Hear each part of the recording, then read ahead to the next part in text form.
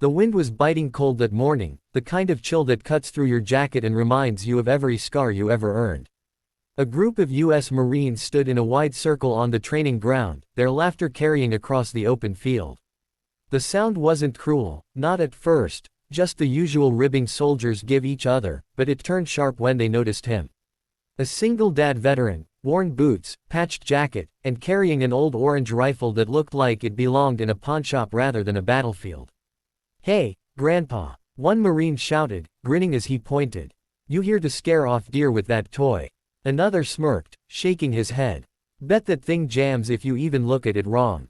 The veteran didn't respond. He had heard worse in his time. He shifted the strap on his shoulder, adjusted the old rifle, and kept walking to the firing line. To anyone watching, he seemed like just another washed-up soldier clinging to the past. But what they didn't see was the story behind that orange rifle, or the years of battles, both abroad and at home, that carved the silence into his soul. He wasn't there for medals or recognition. He was there because his daughter, his little girl, had begged him not to give up. "Daddy," she had whispered, holding his weathered hands, "you always told me soldiers never quit. So don't you quit either." Those words replayed in his mind every time doubt crept in. The Marines continued their jokes as he set up. The rifle looked awkward compared to their sleek, modern gear. But what they didn't know was that rifle had history. He had customized it himself, painted it orange not for camouflage but for memory, his late wife's favorite color.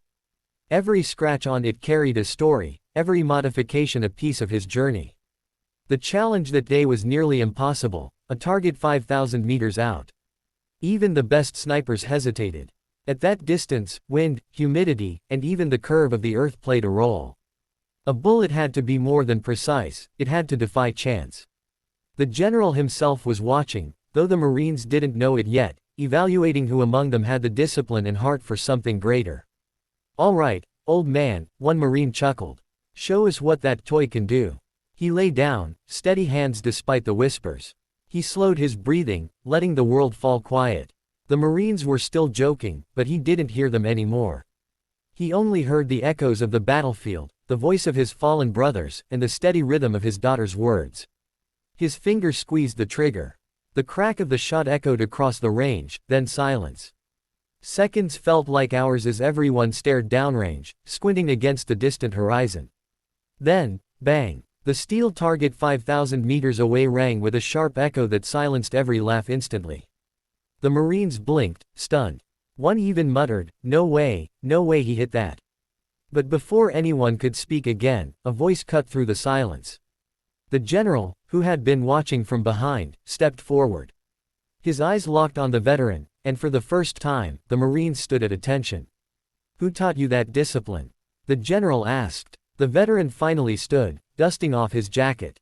His voice was quiet but steady. "Life, sir. And a promise to never quit." The general nodded, his expression unreadable. Then he turned to the Marines. "Let this be a lesson. You laughed at him because of what you saw on the outside. But skill, discipline, and heart don't wear uniforms. They don't come in shiny weapons. They come from within." The Marines shifted uncomfortably, shame creeping into their faces. The general turned back to the veteran, offering a rare salute. The man froze for a moment, surprised, then returned it with all the weight of his years behind it.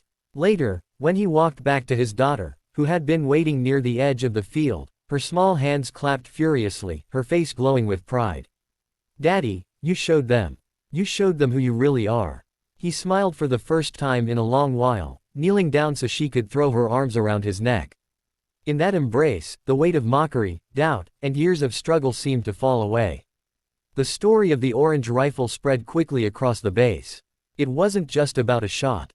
It was about resilience, about a father who carried his battles quietly and proved that strength isn't always loud, it's consistent, unwavering, and rooted in love.